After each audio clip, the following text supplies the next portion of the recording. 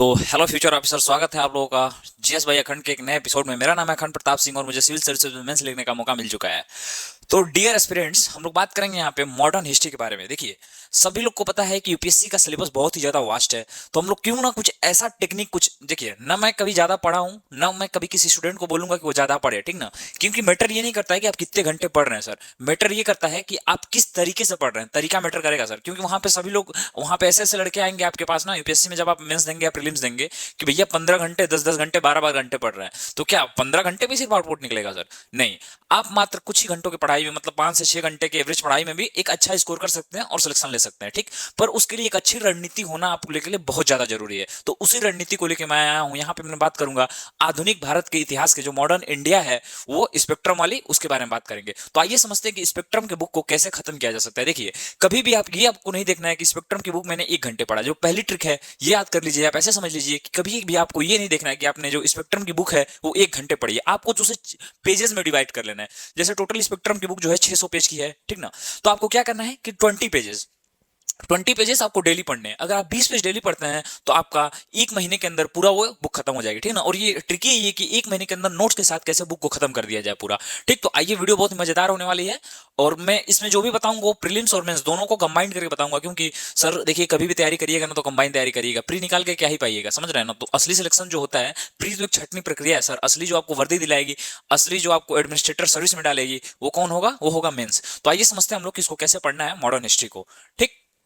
तो देखिए, अगर मॉडर्न हिस्ट्री की हम लोग बात करें तो सबसे पहले आपको क्या करना है, जो सिलेबस है ना सर, वो आपको याद होना चाहिए। जो सिलेबस है, देखिए आपको अक्षर नहीं दिख रहे होंगे, ठीक ना, मेरी हैंडराइटिंग भी काफी कमाल की है, बट मैं जिस वैल्यूएबल चीज को आपको बता रहा हूं उसको समझने की कोशिश करिएगा। और अगर इसका पीडीएफ चाहिए आपको तो टेलीग्राम लिंक है डिस्क्रिप्शन में, उसको ज्वाइन कर लीजिएगा और चैनल को सब्सक्राइब कर लीजिए। सब्सक्राइब कर लिए, थैंक यू, ठीक। तो देखिए, यहाँ पे सबसे पहले आपको क्या करना है सर, सिलेबस को मेमोराइज कर लेना है। सिलेबस को अगर आप याद कर लेते हैं तो पूरा बुक्स बहुत बड़े ही मजेदार तरीके से आप पढ़ेंगे। अभी बताऊंगा एक एक स्टेप बाय स्टेप पूरा अच्छे से माइंड मैप के थ्रू कि कैसे आपको पढ़ना है, ठीक ना। तो अगर आप सिलेबस याद कर लेते हैं, सबसे बड़ी चीज देखिए, कोई भी एग्जाम होता है ना तो उसमें प्रीवियस ईयर क्वेश्चन और सिलेबस ये बहुत ही मैटर करता है सर, ठीक ना। तो आपको क्या, मैं मान के चल रहा हूँ कि आपने फर्स्ट स्टेप पूरा कर लिया है और आप क्या किया है, आपने सिलेबस को मेमोराइज कर लिया। अब व्हाट इज नेक्स्ट स्टेप? आपको नेक्स्ट स्टेप में क्या करना है कि सबसे पहले जो 2011 से आप उठाइएगा यूपीएससी का, ये यूपीएससी और पीसीएस, अगर कोई पीसीएस की भी तैयारी कर रहा है तो उसके लिए भी रामबाण होने वाला है। तो फिर आप पहले, आप जब सिलेबस को एनालाइज कर लेंगे, जब आप मेमोराइज कर लेंगे, उसके बाद आप क्या करेंगे कि 2011 के बाद जितने भी मॉडर्न हिस्ट्री से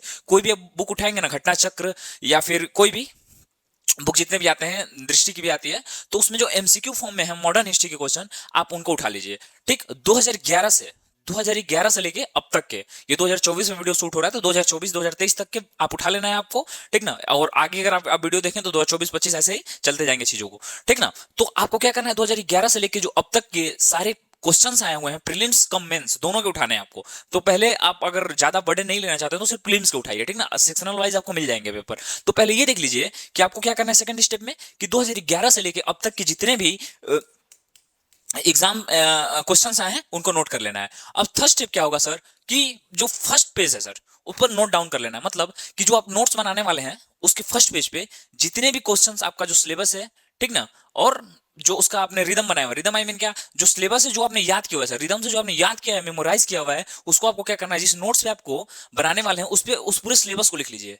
सिलेबस में जो जो वर्ड्स दिए हुए हैं ना सर, ऑफिशियल सिलेबस की बात कर रहा हूं, उसके उसको पहले पेज पे आप छाप लीजिए, ठीक ना, ये, ठीक। फिर उसके बाद आप लोग क्या करना है, जो चौथा है, और वहीं से आपको स्टार्ट करना है, जो वहीं वहीं से आपको स्टार्ट करना है जहां जहां से टॉपिक सिलेबस में दिया हुआ है। मतलब कि अगर दिया हुआ है उसमें कि 1857 की क्रांति 1857 रिवॉल्यूशन के बारे में है, तो आपको सीधी बुक में 1857 के रिवॉल्यूशन पे चले जाना है और 1857 के रिवॉल्यूशन को तुरंत पढ़ के उससे रिलेटेड देखना है कि प्रीवियस ईयर क्वेश्चन किस टाइप के हैं, और उसी प्रीवियस ईयर क्वेश्चन से रिलेटेड कुछ अनदर एमसीक्यूज लगाने। सर विश्वास मानिए, वहां पे जाके इतने आप स्ट्रेस में हो जाएंगे ना, ये वीडियो देखते टाइम आप काफी चिल मोड में, तो आपको लग रहा होगा कि यार कैसे भी खत्म कर लेंगे, बट वहां पे काफी स्ट्रेस होता है। मैंने तो दिया हुआ है ना सर, इतना स्ट्रेस होता है समझ में नहीं आता, सारी चीजें याद आ जाती है एक बार में, ठीक ना। तो वहां पे जाके काफी आप स्ट्रेस में होंगे, तो बिलीव मी, आप एक अच्छी रणनीति के साथ प्रीलिम्स बड़ी आसानी से क्लियर कर सकते हैं, ठीक ना। तो फिर आपको क्या करना है, start the topic that mentioned in syllabus, ठीक ना, वहां से आपको स्टार्ट करना है। फिर नेक्स्ट स्टेप क्या होगा सर, कि देखिए वहां पे जब मैं मानता हूं कि आपने सिलेबस को एनालाइज कर लिया, आपने उसको नोट्स कर लिए हैं, फिर उसके बाद अब आप आ गए हैं कहां पे, आप आ गए हैं फोर्थ स्टेज पे। तो देखिए अब जब आप ये चीज देखेंगे, जब आप सिलेबस और प्रीवियस ईयर क्वेश्चन का एनालाइज करेंगे 2011 से अब तक का, तो आप एक चीज पाएंगे सर कि उसमें कुछ जो सिविल सर्विसेज जो यूपीएससी के हैं या फिर स्टेट पीसीएस के हैं, तो उसके कुछ फेवरेट टॉपिक्स हैं। यूपीएससी के फेवरेट टॉपिक्स मैं आपको अगर बताऊं यहाँ पे, तो एक्ट्स ऑफ 1919 और 1935, economic importance of act of British rule, जब ब्रिटिश रूल में कैसे कैसे भारत का जो इकोनॉमिक अर्थव्यवस्था हुई, वो चेंजेस हुए हैं, उसके बारे में पूछता है। 1919 का एक्ट, 1935 का एक्ट, ठीक। फिर अगर बात करें तो जो भी एजुकेशनल रिफॉर्म्स हुए थे वो उससे क्वेश्चंस आते हैं। फिर क्या ब्रह्म समाज से क्वेश्चन आते हैं। और जो क्रॉप से रिलेटेड है, जो फसल से रिलेटेड, जैसे असम चाय से हो, असम का रिलेशन है चाय से, उस टाइम ब्रिटिश रूल की मैं बात कर रहा हूँ सर, मॉडर्न इंडिया की बात हो रही है तो ब्रिटिश रूल, ठीक ना। तो असम का चाय से रिलेशन कैसा था, मतलब मद्रास में राइस जो होता था, धान धान हाँ धान की खेती कैसे होती थी, राइस की, इसके बारे में पूछेगा। और यूपी में जो शुगर केन इंडस्ट्री थी, जो शुगर केन इंडस्ट्री में जो शुगर केन का होता था कल्टीवेशन, उसके बारे में पूछेगा। तो यही सारे क्वेश्चंस बनते हैं उसमें, ठीक ना। वही है कि गन्ना जो है उत्तर प्रदेश, यही सब ये आपके क्वेश्चंस बनेंगे, ठीक ना। और अगर बात करें तो फिर आपको नोट्स कैसे बनाने हैं, ये आपको अब सोचेंगे कि हाँ इतना तो हो गया, अब नोट्स कैसे बनाना है। तो नोट्स के लिए आपको बेसिक सा काम करना है कि प्रीलिम्स के इंपॉर्टेंट टॉपिक्स आपको देख लेने हैं, ठीक ना, और उनको वन लिनियर बनाना है, डायरेक्ट आंसर लिख देना, ठीक ना, वन लिनियर बनाना है, या फिर आप माइंड मैप के थ्रू बना सकते हैं। जैसे मैं अगर मैं बात करूं, एक एग्जांपल ले लेता हूं ऐसे, यही जैसे आप एक ऐसे लिखेंगे यहाँ पे, important crops during British rule, तो ब्रिटिश रूल को बीआर लिख दीजिए। क्योंकि सर देखिए अल्टीमेटली आपको अपने नोट्स को सेल्स तो करने नहीं है, तो जितना ज्यादा सर शॉर्ट्स बना सकते हैं नोट्स को बनाइए। क्योंकि अल्टीमेट टाइम में जब आपका एग्जाम होगा ना सर, तो ये रिवीजन ही आपको सक्सेस, मतलब होता है ना, revision is the key of the success, ये एक्चुअल बात है सर। अगर आप बहुत ही बल्कि नोट्स बना लेंगे तो at the end of the exam जब होगा तो आप उसको रिवाइज नहीं कर पाएंगे, तो पूरा वेस्ट चला जाएगा, ठीक ना। तो आप ब्रिटिश रूल को बस बीआर लिख दीजिए और उसके आगे ऐसे ऐसे चार्ट बना लीजिए। और यहां पे लिख दीजिए, मान लीजिए कि आप बात करेंगे इसकी राइस की, तो यहाँ पे राइस, ये हिंदी मीडियम वाले ऐसे कर सकते हैं, राइस को चावल लिख सकते हैं, समझ रहे हैं ना। और यहाँ पे लिख दीजिए टी, और यहाँ पे कुछ भी लिख दीजिए शुगर केन। शुगर केन मतलब होता है गन्ना, ठीक ना, हिंदी मीडियम वाले, ठीक। तो राइस लिख लीजिए, तो राइस के आगे ऐसे लिख दिए एमडी मद्रास, टी के आगे एएसएम असम, और शुगर केन के आगे लिख दिए यूपी। मतलब देखा आपने, जो कल्टीवेशन था, जो राइस, जो क्रॉप से रिलेटेड क्वेश्चन आते थे, कितनी आसानी से मैंने सिर्फ एक, मतलब जब ये नोट्स पे लिखेंगे नहीं, ये तो डिजिटल बोर्ड है बड़ा सा, तो आपको ऐसा दिख रहा है, जब नोट्स पे बनाएंगे ना सर, तो बहुत छोटा ये होगा। जैसे मैंने देखा ना, जितनी मैं चीजें आपको बताया हूं, ये मैंने माइंड मैप के थ्रू ही बनाया था। अब आदत सी पड़ गई है मेरे को माइंड मैप बनाने की, और ये बहुत अच्छी आदत है सर। कभी भी देखेंगे ना आप किसी भी टॉपर्स को या फिर किसी भी अच्छे एडुकेटर को, तो माइंड मैप के थ्रू चीजों को पढ़ाता है। इससे क्या होता है ना सर, कि चीजें याद रह जाती है। इसमें दो चीजें होती हैं, एक तो एक फिगर काम करता है, माइंड मैप चूंकि एक फिगर है, तो हम लोग का जो ये दिमाग है ना सर, ये इमेज को ज्यादा देर तक याद रख सकता है किसी वर्ड से, समझ रहे हो। तो वर्ड की अपेक्षा अगर देखेंगे तो हम लोग इमेज को ज्यादा देर तक याद रख सकते हैं। तो ये आप काम करिएगा, आपका काफी आसानी से तैयार हो जाएगा, ठीक। अब आता है सेकंड। सेकंड वो लोग हैं जिनके पास समय ज्यादा है, मतलब फर्स्ट ये लोग हैं जिनके पास समय ठीक ठाक है, ठीक ना। ये उनके लिए रणनीति होने वाली है कि फेवरेट टॉपिक को समझिए। एक बार मैं रिवाइज करा देता हूं कि कैसे आपको जो स्पेक्ट्रम है मॉडर्न इंडिया की, उसको कैसे खत्म करना है, रिवाइज करा देता हूं। पहले आपको क्या करना है कि सिलेबस को पूरा मेमोराइज कर जाना है। और सेकंड स्टेप क्या है कि आपको जो प्रिपरेशन है उसका मॉडर्न हिस्ट्री का जितना 2011 से लेकर अब तक के क्वेश्चंस को एनालाइज करिए, उसके रिलेटेड एमसीक्यू सॉल्व करिए, ठीक। फिर उसके बाद बात करें तो फर्स्ट पेज पे नोट डाउन कर लेना आपको कि क्या क्या इंपॉर्टेंट टॉपिक है जो आपने एनालाइज किया हुआ है। फिर उसके बाद करें तो टॉपिक आपको जो मेंशन है, टॉपिक सिलेबस में दिया हुआ है, वहां से आपको स्टार्ट करना है, ठीक ना। सिलेबस याद रखिएगा सर, सिलेबस जो होता है मोस्ट पावरफुल वेपन है आपके पास, सिलेबस के हिसाब से चलिए हमेशा, ठीक ना। फिर उसके पास जो फेवरेट टॉपिक्स मैंने बता दिया कि एक्ट ऑफ 1919, एक्ट ऑफ 1935, ठीक। फिर जो इकोनॉमिक रिफॉर्म्स हुए थे ब्रिटिश रूल के टाइम, ये सब कुछ फेवरेट टॉपिक्स हैं यूपीएससी के, जो ये बार बार पूछता है, ठीक ना। तो आपको उस पर पूरा फोकस अपना ले जाना है, ठीक। फिर प्रीलिम्स के इंपॉर्टेंट टॉपिक्स। और देखिए जब फिर इसके बाद आएगा प्री और मेंस, प्री कम मेंस की तैयारी कैसे करेंगे आप, तो प्री और मेंस का दोनों का ही वन लिनियर आपको नोट बना लेना है या फिर माइंड मैप के थ्रू बना लेना है, ठीक ना। बट मेंस के लिए भी माइंड मैप के थ्रू काफी आप इजिली बना सकते हैं, ठीक। तो फिर उसके बाद अगर बात करेंगे नोट्स इन आंसर फॉर्म में, जो आप नोट्स बनाएंगे ना सर, वो 250 अधिक पेज से अधिक का नहीं होना चाहिए। मैंने क्या बोला सर, 250 पेज से अधिक का नोट्स आपको नहीं बनाने हैं। ये मैं प्री कमेंस की बात कर रहा हूं। अब 600 जो किताब है, एक्चुअली मेरा नोट्स है जो 100 पेज का है, बस 100 पेज का सर। और बिलीव मी, मतलब उससे क्वेश्चन फंस जाते हैं स्टेट पीएससी वाले तो फंस ही जाते हैं, ठीक है। पीएससी तो अनप्रेडिक्टेबल गेम है, वहां पे तो थोड़ा दिक्कत होता है। हाँ बट ये जो नोट्स है आपके, आप जब एमसीक्यू सॉल्व करेंगे ना तो आपकी आदत सी हो जाएगी, समझ रहे हैं ना। तो ठीक, तो 250 यार 600 का आपको तो 200 के अंदर ही लपेट लेना, ठीक ना। काफी आसानी से अगर माइंड मैप के थ्रू बनाओगे ना तो काफी आसानी से आप नोट्स को बना सकते हैं, समझ रहे हैं। तो ये उसके लिए है जिसके पास समय है ठीक ठाक, मतलब तैयारी करना चाहता, आप ये एक और रणनीति है उस बुक को, आपको जो दोनों में से पसंद है उसके साथ आप जा सकते हैं, ठीक ना। मेरा काम है आप लोगों को अच्छे से अच्छे गाइडेंस देना, मैं वो करता रहूंगा, ठीक। और मेरी ऑडियंस कई तरह की है, कई लोग अभी मेरे ऑडियंस जो है वो ग्रेजुएशन में होंगे या फिर 12th पास आउट होंगे, तो उनके लिए रणनीति होने वाली है उसके पहले वाली, और ये है जिनके पास समय की थोड़ी कमी है, ठीक ना। तो सबसे पहले आपको क्या करना है, अगर आप देखिए यार ये पढ़ रहे हैं ना बुक, तो 1 और 2 चैप्टर जो है उसको आप स्किप भी कर सकते हैं, ठीक ना, वो अवेलेबल है, उसको अवॉइड कर दीजिए, कोई इशू नहीं होने वाला है, मॉडर्न हिस्ट्री वाली, ठीक।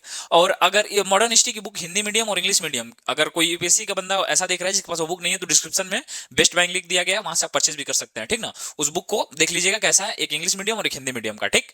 और फिर अगर बात करें हम लोग 1 और 2 का, ठीक, तो 1 और 2 को आप स्किप कर सकते हैं, ये जो दोनों चैप्टर्स हैं आप स्किप कर सकते हैं। अब देखिए सबसे पहले आपको क्या करना है कि ज्यादा ज्यादा solve MCQ multiple choice question को जितना ज्यादा आप सॉल्व कर सकते हैं सर करिए, क्योंकि अंत में ना ये बहुत काम आएगा, ठीक। क्योंकि वहां पे जब बैठेंगे तो देखिए डेली अगर 100 क्वेश्चन आप सॉल्व करते हैं एमसीक्यू के, आप बोलेंगे ज्यादा नहीं है सर, देखिए आप ऐसे एग्जाम की तैयारी करने वाले हैं जो आपकी तकदीर बदल के रख देगा, तो उसके लिए मेहनत तो करना पड़ेगा सर। डेली 100 एमसीक्यू आपको लगाने ही लगाने हैं, चाहे कैसे भी, उसमें करंट भी इंक्लूड कर सकते हैं आप। तो अगर आप 100 एमसीक्यू डेली लगा रहे हैं तो मंथली कितने हो गए आपको पता है, कितने हो गए, 3000 एमसीक्यू।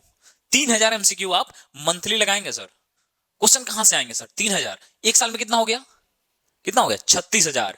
36,000 एमसीक्यू जो बंदा लगा के आएगा यार, उसके सामने कौन टिके, कहां से क्वेश्चन पूछेगा, समझ रहे हो। तो डेली 100 एमसीक्यू आराम से लगा सकते हो। टोटल जो मेरा टाइम से एमसीक्यू 100, मतलब आधा घंटे से 45 मिनट में 100 एमसीक्यू लगा लेता हूं। अभी का मैं बता रहा हूं, स्टार्टिंग में टाइम लगा था, ठीक। तो धीरे धीरे धीरे आप वैसे अपने आप को बदलिए पहले, ठीक ना। फिर अगर बात करें तो सेकेंड इसमें क्या करना है, पीवाईक्यू आपको सॉल्व करना है, और उसके बाद क्या, उससे रिलेटेड क्वेश्चन, ये तो मैंने आपको बताया था। इसके लिए भी काफी बुक्स आती हैं कि जो मॉडर्न हिस्ट्री से रिलेटेड सारी पीवाईक्यू एक जगह ला देती हैं, ठीक ना। मॉडर्न इंडिया, मेरे को लगता है कि मॉडर्न हिस्ट्री जो है वो सबसे इंपॉर्टेंट और वाइटल रोल प्ले करता है आपके प्रिपरेशन के ड्यूरेशन में, क्योंकि देखेंगे आप तो एनसीईआरटी से भी कम आते हैं और मिडिवल से भी कम आते हैं। जो ज्यादा पोर्सन होता है सर वो कहां से पूछा जाता है, मॉडर्न हिस्ट्री से पूछा जाता है, ठीक ना। तो इसलिए मैंने बता रहा हूं आपको कि जो मॉडर्न हिस्ट्री है वाइटल रोल प्ले करेगा आपके ओवरऑल प्रिपरेशन में, ठीक। तो फिर अगर आपको बात करें तो देखिए सबसे पहले आपको क्या करना है, अगर बुक्स आप पढ़ रहे हैं ना, तो पहले रीडिंग में आपको हाईलाइटर का यूज नहीं करना है, ठीक ना। सेकेंड रीडिंग में आपको हाइलाइटर का यूज करना है, और थर्ड रीडिंग में आपको उससे नोट्स बनाने हैं, समझ रहे हैं। फर्स्ट में आपको कोई जरूरत नहीं, ऐसे रीडिंग मारिए उसका। सेकंड में आपको हाइलाइटर का यूज करना है, थर्ड में आपको नोट्स बनाना है, और नोट्स हमेशा ही माइंड मैप के फॉर्म में होना चाहिए, याद रखिएगा सर, ठीक। तो माइंड मैप के फॉर्म में बनाना है, और उस बुक्स में देखेंगे आप लोग तो बहुत सारे बुक समरीज और बॉक्सेस दिए जाएंगे, तो उसका भी आप यूज कर सकते हैं। देखिए अगर मेरे से बात करेंगे और आपके पास समय नहीं है, तो मैं नहीं मानता कि उस बुक से नोट्स बनाने की एक्चुअल में नीड है। ये ऐसे लड़कों के लिए है जो मतलब समझ रहे हैं ना, कई एग्जामों की तैयारी कर रहे हैं, जैसे लोग स्टेट बेसिक भी करते हैं, तो वहां फैक्चुअल क्वेश्चन आ जाते हैं, तो वहां पे नोट्स बनाने की जरूरत पड़ जाती है, ठीक। बट अगर आप अच्छे से तैयारी कर रहे हैं, अगर आपके पास समय की कमी है, समय की मांग को देखते हुए आप इसे कोई शॉर्टकट तरीके से खत्म करना थोड़ा मुश्किल हो जाएगा, तो पूरा किताब भी आप पढ़ सकते हैं मेरे हिसाब से। अगर आपके पास समय नहीं है, तब मैं बता रहा हूं, अगर समय है तो you should take a note, ठीक है, आपको नोट बनाना ही पड़ेगा, ठीक।